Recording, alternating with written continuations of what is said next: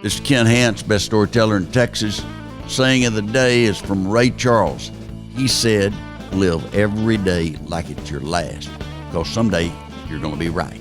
And a good point, and I think it's a great saying. Ray Charles, he could sing.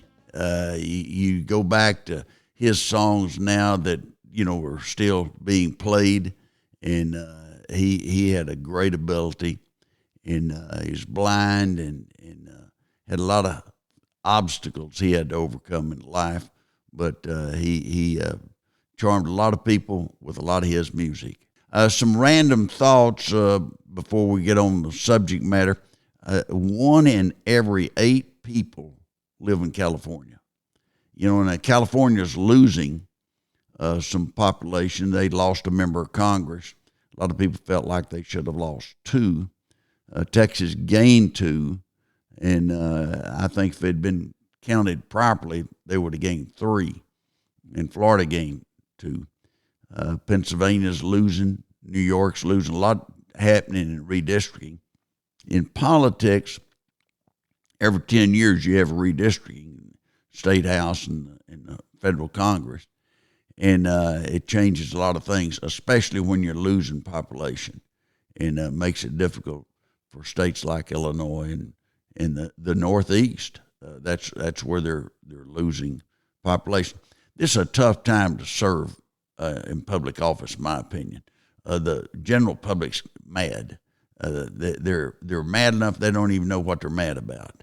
And I think if you're on a city council, school board, county commissioners, U.S. Congress or whatever, it's hard to please everyone. And they just have some strong feelings. With all that's happened along the border, with all that's happened with inflation, this is not a happy time to be in office. At a town hall meeting, good morning, what can I do for y'all? They'll tell you real fast. A couple other things I saw this week. Canned goods were invented in 1810, and you opened them with a hammer and a chisel. And it took, in 1858, someone invented a can opener. And I always keep a can opener at my house that's manual, that's not electric. If electricity goes out, I don't want to be trying to pry open a can with my teeth. For 48 years, no one thought of it. They just got the hammer and chisel and went out and knocked a hole in the top of it and went on. And then somebody came along with a can opener idea. And I think that a lot of people talk about global warming and we got to get away from fossil fuels and everything like that. Invention. When there is a need, the American public always comes up. Someone will come up with an invention.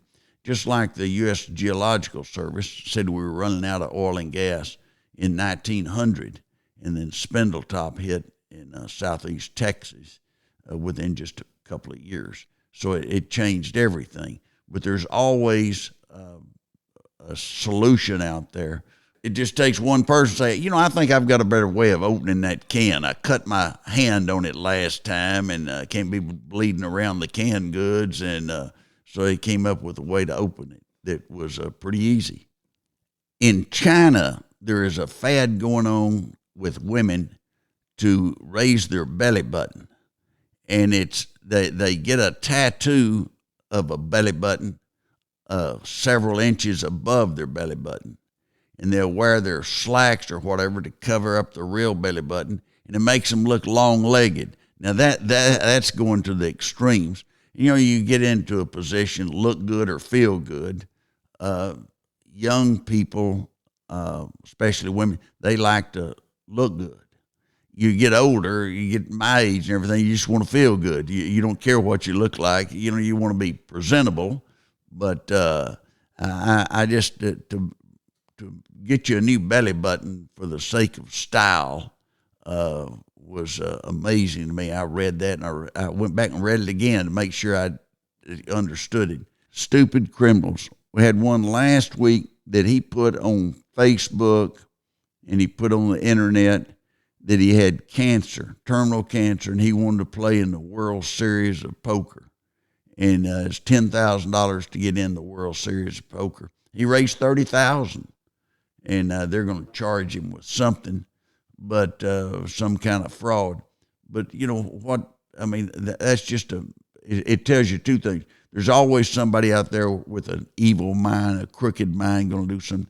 And there's always people out there that want to help other people. And bless their hearts, they thought, well, this will be his only chance of playing the World Series of Poker. And he got enough. He was in there 3 times, $30,000 instead of 10. There's a recent study that says that if you work out in the morning, it's more healthy for you. It's healthier. And, that may be true. I work out in the afternoons because it kind of allows me to unwind. But there are a lot of people that work out, early, and they studies showed that if you work out between 5 and 9 in the morning, it helps you have a healthier day. And I'm sure that's right. But I always unwind, and I like to work out sometime between 5 and 7 in the evening. The key is if you work out, working out. I've been doing that for a long time, where I walk, and I walk in my house when I'm behind on phone calls, because I can call people and catch up, and I work out on my treadmill if I just want to watch the news, or on a stationary bike if I want to do emails. You can. I think a lot of people think it's a waste of time. You can still do other things and work out and stay in pretty good health. On drinking water, a survey said that 70% of the people said they'd drink more water if it tasted better. Well, everyone's coming up, and last week I mentioned that Gatorade's coming up with a new drink called water. Boy, that's revolutionary. I mean, how did they think of that? Who named that? Did they get an extra bonus? But you drink more water if it tastes better. And so I think Gatorade and some other, they're coming up with ideas to sell us water. When I was a little kid, if somebody had told me that you'd buy water in a bottle and you'd pay for it, pay $1 or whatever, I wouldn't have believed it, and you wouldn't have either.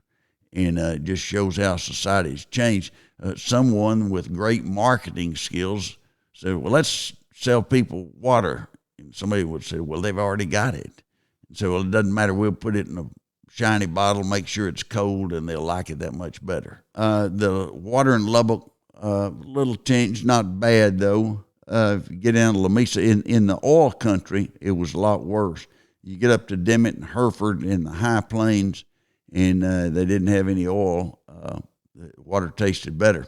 But I think most of the people lived up there wish they'd had oil, that they'd been willing to taste water that didn't taste as good if it had a little oil money. Last week there's been a fight came out that had to do with a civil lawsuit over custody of a cat. Now, somebody, they don't have a lot to do if they have a custody on a cat.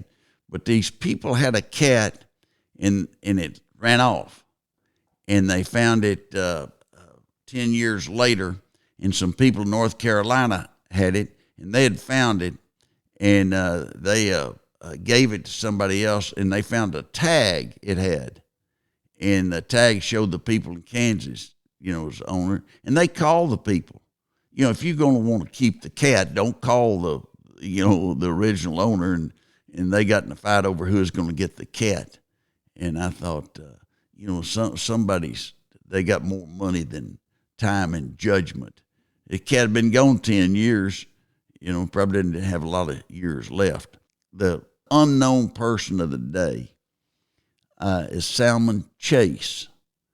And I'm sure they called him Salmon instead of Salmon. But either way, he was a noted person. He was served as Secretary of Treasury under Lincoln, and his job was to figure out how to fund the war, the Civil War, and also to set up a national banking system. And he had quite a background. He went to Dartmouth, was Phi Beta Kappa. Not many people got a college education at that time. And he was elected to the U.S. Senate from Ohio and was governor of Ohio. He's one of just a very few people that has served in all three branches of government. He served legislative in the U.S. Senate, executive as treasurer, and then Lincoln later named him Chief Justice of the U.S. Supreme Court. And he served there 5-6 years. He really wanted to be president, and he kept trying to line himself with everything so he could run for president, and it just never did work out. He belonged to 4 political parties, kept shopping, and never did get one, but he was a big stay. And in J.P. Morgan Chase today, the old Chase Manhattan is named after him. And there are places all over the country that still bear his name today. But he never got to be president. He really wanted to be president. Died when he was 65. He didn't have good luck in his marriages. He was married 3 times, and all of them died. One died giving childbirth, and the baby died not long after that. And his next 2 died of tuberculosis. And so they didn't last long. And he was dating around, but he couldn't get anybody to be the 4th. I mean, first 3 had died, and everybody said, well, no, I don't believe I want to marry this guy. He's had a bad luck. A $10,000 bill just sold at auction for $480,000, and Salmon Chase is the guy whose picture's on the $10,000 bill. That they're not legal now. They're not out there floating around. There used to be $500 bills, and in 1969 they stopped everything. 100 was the max, and if for $500 bills, one of the reasons they stopped it, people would go in some place and pull a $500 bill, and merchants didn't like it because it ruined their change. And so they didn't like that, and also with laundering money, it made it easier and less cumbersome, I guess. And so the $500 bill was put on hold, along with everything except a $100 bill and below. The $100 bill, I've never been any place that they turned it down. I don't care where you are. I've traveled throughout the world. I don't care where you go. If you give them a $100 bill, they're going to take it. They might not take a 10 or a 20 or something, but they'll take a $100 bill no matter where you are, and no matter what the language is or what the exchange rate is. One other thing Chase did, he was a very religious man. He was really opposed to slavery and did everything he could. He was an abolitionist, and he did everything he could to stop slavery. But he is the reason we have on our dollar bill, "In God We Trust," and on our currency. And he came up with that idea, and he got the U.S. Mint in Philadelphia to do that. And once they started doing it, everybody else started doing it, and it's been on the dollar ever since, whether it's a $1 bill or $100 bill or the old $10,000 bill. Chase was a guy that he had some people in government that really liked him, but he had others. He was a person that he brought out the best in people or the worst, and they either really liked him or really didn't. And I think the ones that did not worked pretty hard to make sure he was not going to be on the presidential ticket. But Chase had quite a career being Chief Justice of the U.S. Supreme Court, U.S. Senator, Governor, and Secretary of Treasury. He was big time. One last thing about Salmon Chase. He presided over the impeachment trial of Andrew Johnson. And so, that's been something that usually you don't hear much about. And then Clinton went through impeachment trial, and Trump did. And so, I mean, it's pretty unusual to be presiding over one. I presided over the one in 1975 in Texas. And it went from July until January. And I'm telling you, the members were sick of it, having to sit there every day and listen.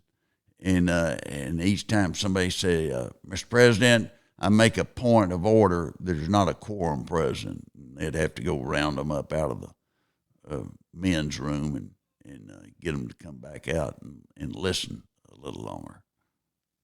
Also this week, there's been a lot of publicity over train loads of people coming to the border and crossing in huge numbers.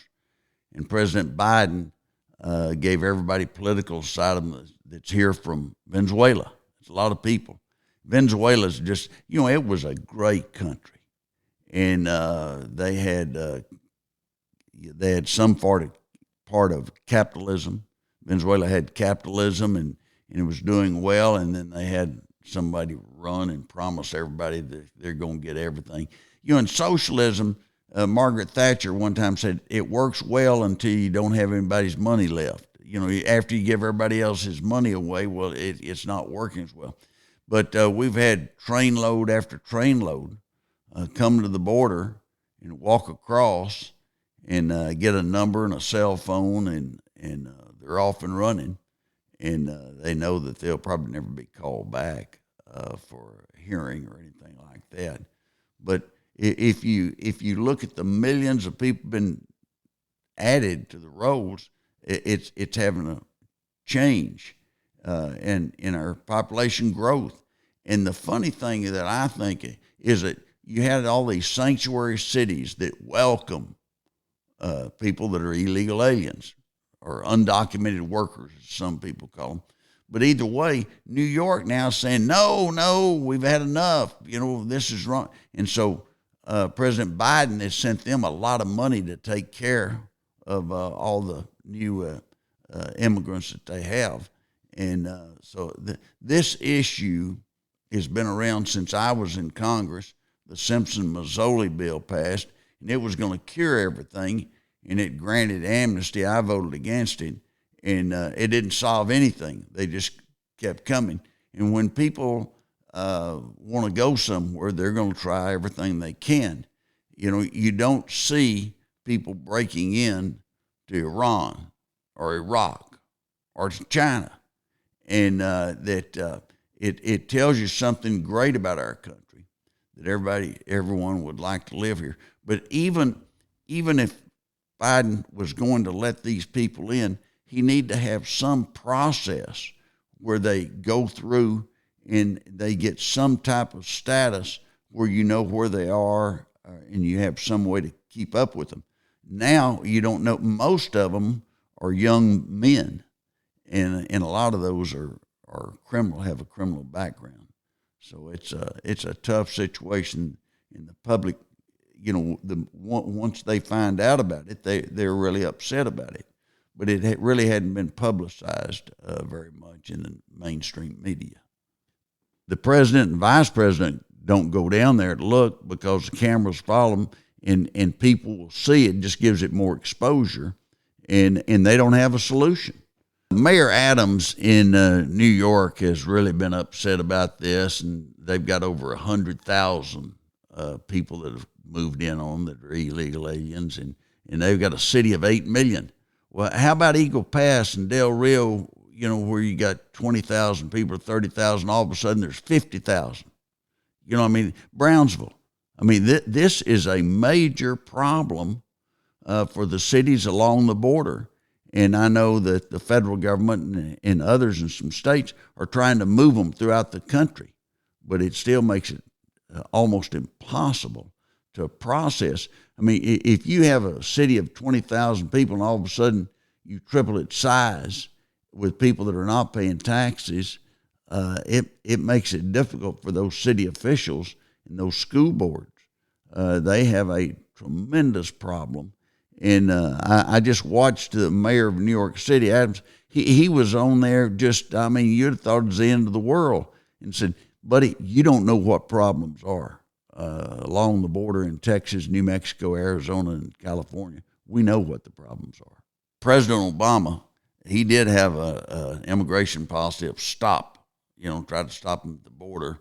And then he had the Dreamers Act. But his policy was way to the right of Biden's policy. And Biden's policy had been just let everybody in. And I think they think that it's someday these people will be voters and they'll be our voters. And that's what it's all about. Ken Hant's best storyteller in Texas saying of the day was, live every day like it's your last one, because someday you'll be right. That was from Ray Charles.